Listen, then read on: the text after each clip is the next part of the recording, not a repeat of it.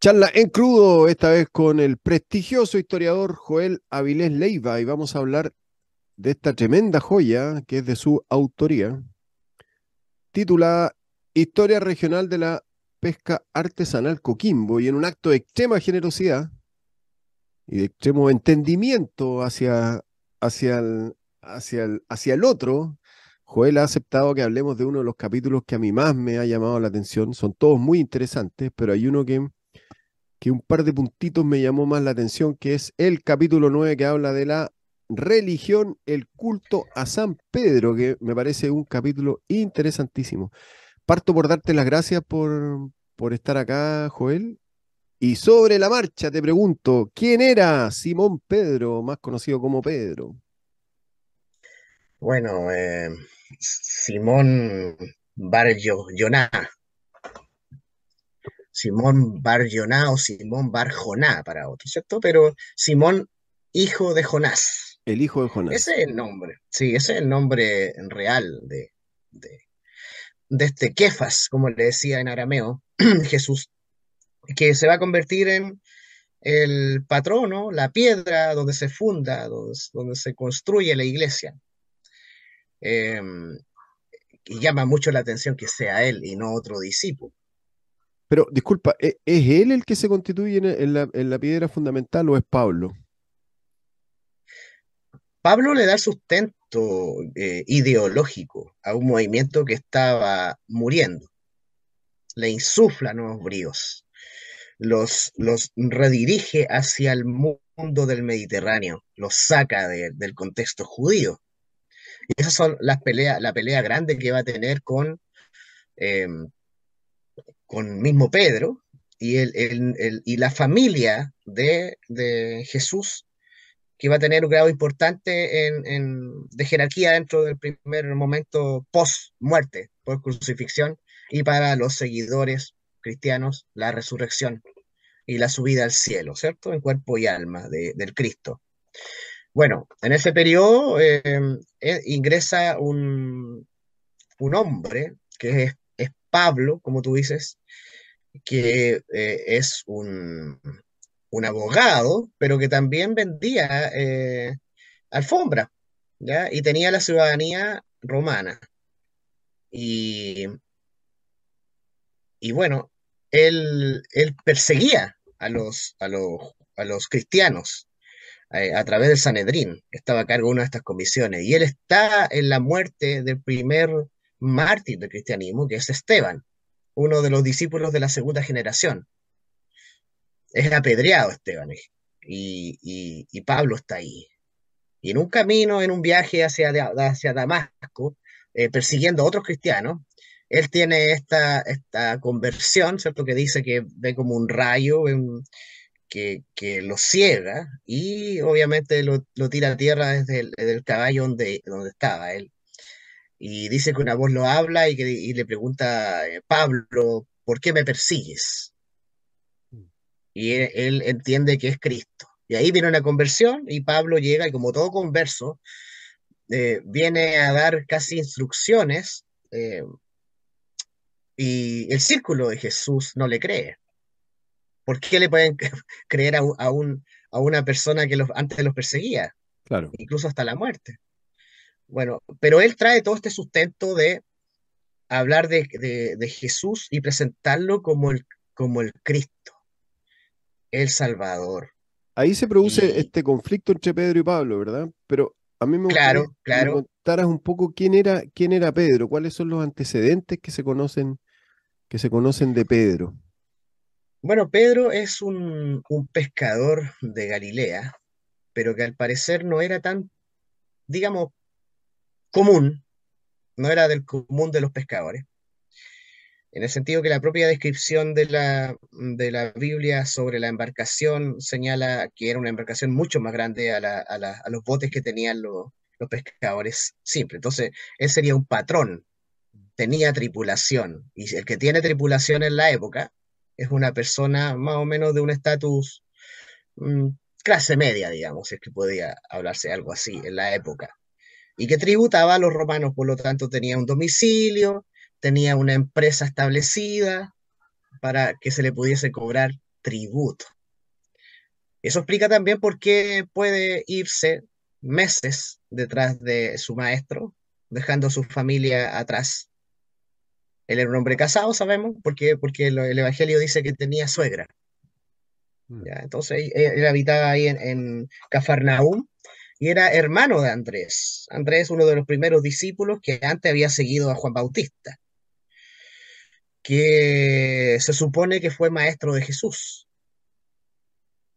¿Por Ahora, qué se supone? Porque lo bautizó. mm, ahora, ¿cómo es el camino para que Pedro se sitúe hoy día en el presente, como el patrono de los pescadores? Buena pregunta. Una de las cosas que me llamaba la atención mientras investigaba, y bueno, desde que tengo un pensamiento más crítico de la historia, ¿cierto? Más romántico, y debo decir que yo cuando niño participaba, yo estaba en un colegio católico y teníamos clases de folclore y nosotros bailábamos en las fiestas religiosas, en la fiesta de San Pedro. ¿Ya? Eso fue Pero disculpa, tu infancia fue en Los Vilos, ¿sí? los Vilos, sí, estudiaba en el Divina Providencia, en el colegio de curas y de monjas de la Orden del Amor de Dios, una orden religiosa española. Bueno, eh, ya de grande siempre me llamaba la atención porque este culto a Pedro, eh, viendo las características de Pedro, Pedro es un tipo que el propio Jesús le dice que es como duro de cabeza para entender. Sin embargo, era quizás el que tenía más fe, ¿m? Pero también es el tipo que lo niega y es el tipo que lo deja abandonado, ¿cierto? Mm. Eh, entonces es interesante cómo logra llegar a acceder al máximo poder de la iglesia y que entre a las caretas. Bueno, y eso se explica porque hay un proceso histórico en que la iglesia va, sobre todo cuando se instala ya en el Vaticano y el Papa a partir ya del siglo XIII, siglo XIV, comienza a tener mucho más poder, necesitan una figura y por ende rescatan nuevamente a Pedro, empieza la construcción de la Basílica de San Pedro en la colina vaticana, que va a ser el palacio de este sumo pontífice que aparte es jefe de Estado, ¿cierto? Que es el Papa en sí, católico, Iglesia católica que significa en griego koiné, griego vulgar, antiguo, significa universal, ¿cierto? Entonces, la comunidad universal, Ecclesias Catholicus. Y acá en Chile entra a partir el siglo XVII, ya 1600. comienzan las primeras, sí, sí, Pero, 1600, pero, Joel, empieza a entrar la figura de Pedro a través de los sacerdotes, sí, pero yo ¿sí? leí el capítulo y me parece muy interesante.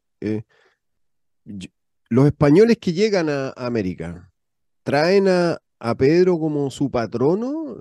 La gente de mar que llega a América. Eso es muy interesante porque los españoles no tienen a Pedro como el patrono original de los pescadores, porque no es solamente el español el que llega, o los españoles, que son de diferentes reinos del imperio español. Vienen griegos, ¿cierto? Como Juan Martín de Candia, que viene con Pedro Valdivia en 1541, o Francisco Ortiz de Atenas, que era vecino de Concepción, y por supuesto que ellos se encomendaban a San Nicolás. Mm. San Nicolás era el patrono de los marinos Eso eran griegos. los griegos. Sí. Los italianos, por cierto, tenían a San Silverio. Mm. ¿M? Y, y otros tenían al arcángel San Gabriel. Los españoles, ¿sí? Sí, entonces, ¿por qué? Porque en el Antiguo Testamento aparecía que había salvado a unos pescadores de judíos, pero que estaban en el Tigris pescando, en la época en que los llevaron los babilonios, ¿cierto? Cautivos a Mesopotamia. y ahí los rescató. Entonces, claro, el posicionamiento de Pedro por sobre estas otras figuras Claro. digamos, del santoral, de los héroes de la fe, pasa porque primero conoció a Cristo, segundo porque según los evangelios eh, es la piedra angular, y tercero porque había que reposicionar al Papa una vez que el Papa y la iglesia española y el rey de España habían firmado la paz. Recordemos que en algún momento las tropas españolas invadieron Roma, incluso porque el Papa estaba apoyando a Francia en una guerra contra España. Mm. Y en esos ejércitos que saquearon Roma y que el Papa tuvo que huir, en esos ejércitos estaba Pedro de Valdivia y Francisco de Aguirre. Mm. Entonces, después hubo un tratado en que se firmaron acuerdos y para potenciar la figura del Papa en estos territorios de las Indias, la Iglesia Católica envía a sus sacerdotes, ¿cierto? Instrucciones de posicionar a Pedro en diversos lugares, sobre todo en la zona costera. ¿Mm? Ahora, Y eh, de ahí vienen las misiones. ¿cuál es la visión que tiene? Porque, claro, en el capítulo habla de los españoles, los italianos y los griegos. Cada uno venía con su patrón de mar, ¿sí? Cada uno venía con su patrón de mar. Entonces, tú me dices que, bueno, habría venido una orden desde el Vaticano de desplazar a esta figura y consolidarla en uno solo, pero eh, entiendo, y tú lo describes muy bien, que los españoles, especialmente la iglesia, no le daba mucha bola a los habitantes de las costas. Es así, digamos? ¿Me puedes contar más de eso? Eh, eh, Porque había poca gente en la costa. Entonces a la iglesia le interesaba, por supuesto, los lugares donde había más, que eran las encomiendas cercanas a las villas que se convertían en ciudades. Entonces la densidad demográfica en Costa había bajado porque había sufrido dos invasiones importantes y muy sangrientas, digámoslo así. Primero la invasión inca en el finales del siglo XV, y la invasión de Diego de Almagro, Cieza de León, un cronista cuyo hijo viene con Diego de Almagro, que es un ejército de 500 españoles armados hasta los dientes, con caballo, con barcos que lo aprovisionan también, 10.000 indígenas cusqueños que entregaron los ex incas o los curacas, incluso enemigos de los incas, y que trabajaban para los españoles. Tampoco es que vinieran esclavos, sino que se produce, ¿cierto?, una alianza. Y vienen contratados por Diego de Almagro y llegan a Chile. Y no les va bien en Chile, por lo tanto se devuelven finalmente, pero dice Cieza de León, no salió español de Chile sin dos o tres indios en collera. Mm.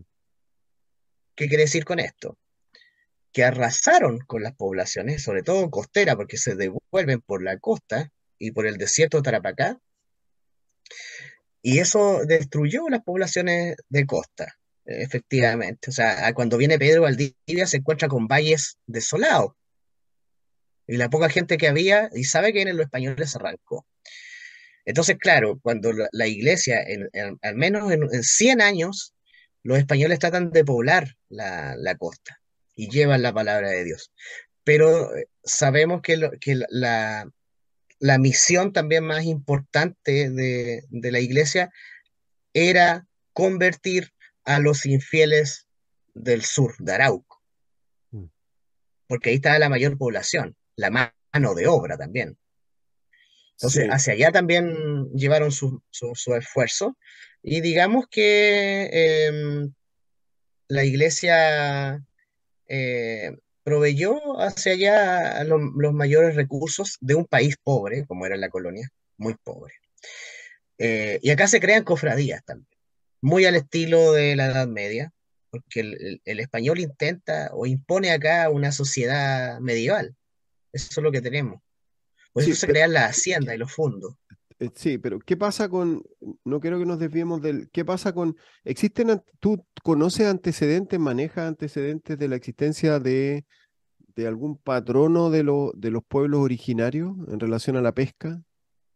¿Los pueblos que se No, relacionaban con el mar tenían alguna religiosidad que se materializara en algún patrono? mira, si la tenían, al momento del contacto con el español, eh, eso se perdió.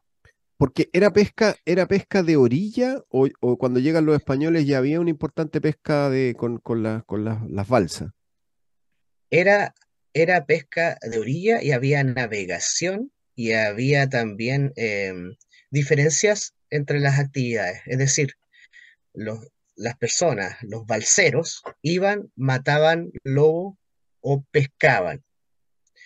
Otros hacían el trabajo del secado del pescado y otros los iban a intercambiar con las poblaciones intravalles o tributaban a los curacas, o sea, es decir, caciques del estado inca, ¿ya? Diferentes lugares. Entonces, Y no habría tenemos que, antecedentes de alguna relación con alguna deidad o con algún patrono del mar, digamos. en, eh, en el sur de Chile se cuenta que existe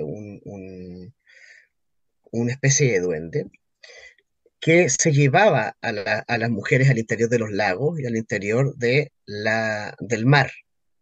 Y en sueños se les presentaban estas mujeres a los familiares. Y a veces les devolvía en canastos, en chihuas, en canastos, alimentos, frutos o recursos del mar que este especie de duende les enviaba en retribución, pero ellos veían solamente en sueños a sus familiares. Pero eso está tratando de explicar los ahogamientos que habían, ¿cierto? En la costa cuando se iban a bañar. Había una población que, Lafkenche. Entonces, a eso sería lo cercano.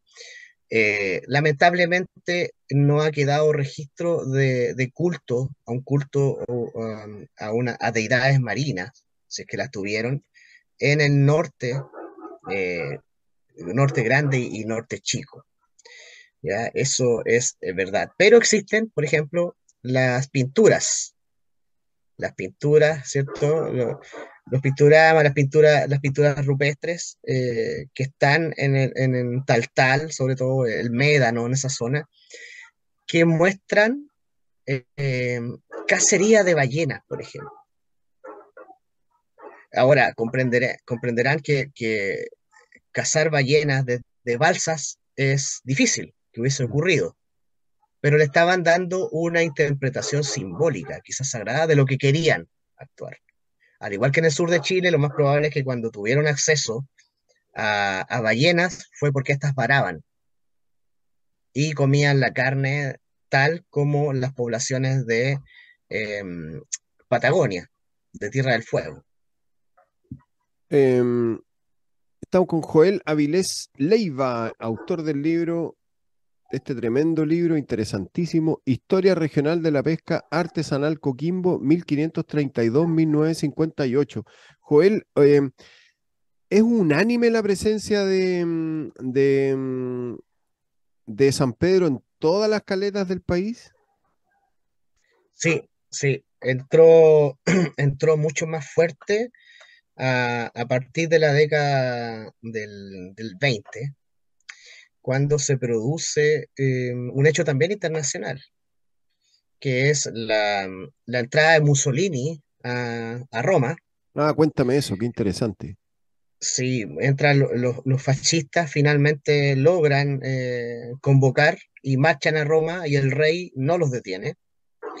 Y finalmente el rey Víctor Manuel II declara a Mussolini como primer ministro y se inicia la era fascista.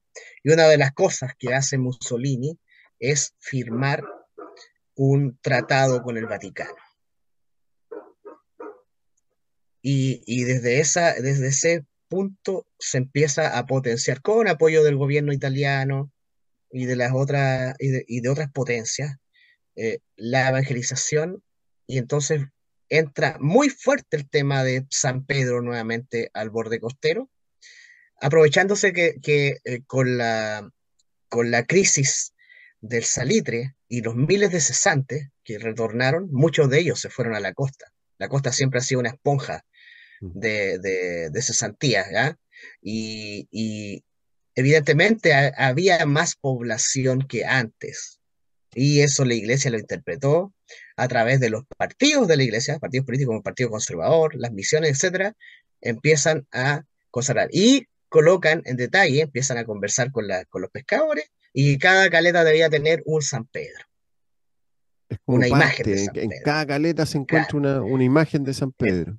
claro, entonces es el símbolo, y es un Pedro que está absolutamente helenizado o romanizado, utiliza ropas romanas, una barba griega. Mm. ¿M? Entonces, y su piel blanca, Una figura religiosa. una figura religiosa idealizada, porque si era pescador y con los calores y las condiciones que está en el mar de Galilea, eh, es evidente que no podía tener su piel tan pálida, Mm. ¿cierto? Sus manos también. Ustedes se fijan en las manos que tiene ese hombre, no son manos de un hombre de fuerza que tiene que tomar cordeles, tiene que tomar las redes, las velas, ¿ya? La presencia, Y sí, te escucho, te sí, escucho. es eso con Mm. respecto a la figura de Pedro, cómo se mete, hay varias oleadas, pero finalmente la gran oleada viene con finales de los años 20, O y sea, se potencian las fiestas. estamos hablando de 100 años, hace 100 años más o menos. Sí, por ejemplo, la fiesta San Pedro estaba reducida a San Antonio y Valparaíso. Cuando Vicuña Maquena ve los bailes chinos, los señala ahí. En la historia de Valparaíso, por Eh, ejemplo, Eso te quiero, sí, sí, él comenta eso te quiero y los preguntar. ve como indios. ¿Cómo se va armando en estos 100 años donde ya aparece la presencia de San Pedro como el patrono? Cómo se constituye la fiesta, la actual fiesta? Esto de sacar su imagen, de dar vueltas por un lugar, por una caleta, después subirlo, llevarlo arriba de una embarcación, todo el entorno de la fiesta. ¿Me puedes contar de eso? Bueno, el rito de la fiesta en sí ya lo podemos ver a partir de la década en 1875 en San Antonio, pero en 1922 ya está en Coquimbo, en 1935 ya están Los Vilos, sacan al patrono de la iglesia, tal como se hacía el antiguo ritual romano, de sacar las imágenes de los dioses y pasearlas en festivales, carnavales, y llevarlos a los lugares y darles, colocarles pan, colocarle vino, darle las gracias. Todo tiene que ver más con un ritual pagano. Recordemos que eh, el cristianismo viene del judaísmo, ¿cierto? Pero el judaísmo niega las imágenes. Sin embargo, el cristianismo toma de los romanos la adoración de imágenes Mm. como Ahora, un ¿dónde, ejemplo de lo que podrían ser estas imágenes, o sea, para el público. dónde Entonces, aparecen los bailes chinos? ¿Dónde surgen a ser parte tan importante hoy día de la fiesta? mire, los bailes chinos, los antecedentes más antiguos de bailes chinos, está Andacoyo como fiesta, y cuando Pedro Valdivia llega al Valle de Aconcagua, se encuentra con estas fiestas. Claro, pero ¿cómo se Hay, suman hay a fiestas. la fiesta del patrono de la pesca? A partir del siglo XVII, la iglesia crea cofradías para organizar a estas personas y mantenerlas controladas. Y crea esta cofradía de pescadores que acá en la región, en La Serena, está participando ya en las festividades, por ejemplo, o en la jura del nuevo rey, cuando se sabía acá que había un nuevo rey. La fiesta de San Pedro en la región de Coquimbo no pasa de 1900 a 1910 en adelante. Es una fiesta que llega muy, muy tardía. Los orígenes de la fiesta de San Pedro en Chile están en San Antonio y Valparaíso, Mm. y de ahí se extrapola. Y había, por cierto, una vinculación con el mundo indígena que la iglesia permitió, y son los danzantes. Estos, y se mantiene la palabra chino, que no tiene que ver con el país de China. Ahora, ¿esos son Sin, los mismos bailes chinos de Andacollo los que participan de las fiestas de San Pedro? al parecer tendrían similitud en el entendido de que al decirse chinos, que son danzantes y que son servidores, eso significa en quechua, estaríamos hablando de prácticas que vienen con el mundo andino a través de la invasión incaica.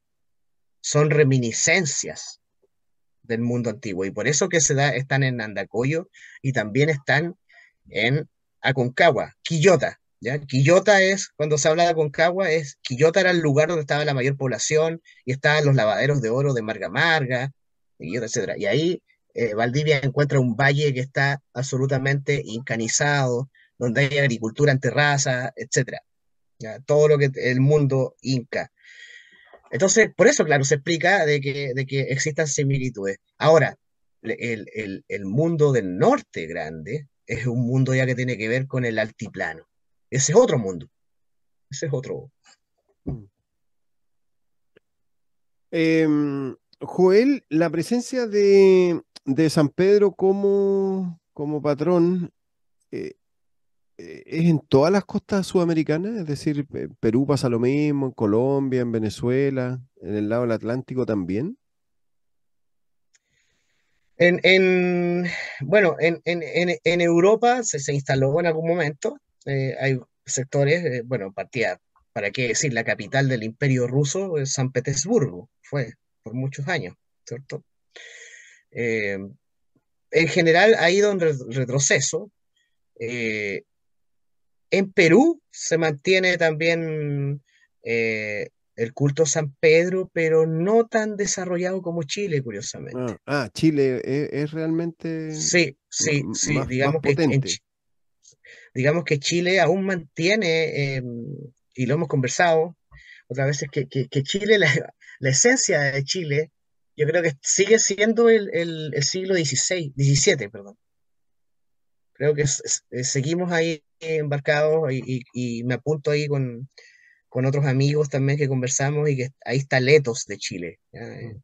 No hemos cambiado mucho, seguimos siendo esos criollos, esos mestizos del siglo XVII viviendo en un mundo que estamos tratando de entender, que estamos tratando de acomodar de lo que traíamos de Europa con lo que hay acá y haciendo una mixtura, ¿cierto? Una mezcolanza, un sincretismo cultural, pero ahí creo que está la esencia del país hasta el día de hoy, incluso las luchas políticas, que la otra vez lo conversábamos, Mm. ¿cierto? La lucha entre los curas, cuando uno empieza a leer, ¿cierto? Los archivos, los documentos, las acusaciones que se hacían es casi estar viendo hoy día las peleas que es política. No ¿Ah? cambia.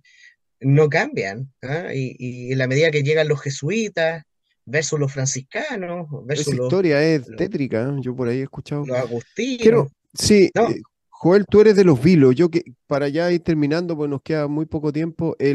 ¿Cómo es la relación en la caleta de los vilos, de las personas, de los pescadores con San Pedro? ¿Es una relación ferviente religiosa? para los antiguos pescadores era una fiesta esperada y lo sigue siendo. Pero más allá de la fiesta, en el día a día, ¿existe una relación fuerte con la imagen, con San Pedro? Existe una relación fuerte de las generaciones, yo creo que de 50 años, 40 años hacia atrás. Las nuevas generaciones, no lo sé, lo que he observado es que no. ¿ya? Y de hecho puedo señalar ahí que antes había voluntarismo, antes se pedía cuota en el gremio de las caletas y se hacía la fiesta. Ahora tenemos que hay una alianza, digamos que de trabajadores y mundo privado, Ah, que bueno, financia. Entonces, creo que hoy día eh, está más escondido el tema en sí de lo que significa la festividad, de agradecimiento, pero ¿cierto? Por los insisto, dones dados. sí, pero la relación día a día, hay una, el pescador antes de salir al mar se acerca a la figura que hay en las caletas, en el caso tuyo que conoces de los vilos. La imagen de San Pedro está presente, la imagen Mm, está presente, pero sí, tiene que ver también con otra cosa, el debilitamiento de la iglesia, que es otro exacto, tema, sí, porque el padre José Manuel Salinas, por ejemplo, antiguo párroco que falleció en la década del 2000, era el que llevaba estas fiestas, tenía una banda tiene de que ver guerra con la incluso para iglesia, los desfiles, claro, y él incluso, y muchos eran pescadores, y los iba a buscar a las casas para entrenarse, etcétera, sí. y después, cuando pasaban las fiestas, él le hacía banquete, Oye, Joel, él le estamos en el hacía. tiempo. Sí, me despido. Hemos hablado del capítulo 9, Religión, un culto a San Pedro, de el prestigioso historiador Joel Avilés Leiva. Te envío un abrazo, Joel. Muchas gracias a ustedes, es un tema que da para mucho más, pero bueno, gracias, gracias. Y si pueden tener el libro, bueno, a lo mejor vamos a sacar una versión digital en algún momento.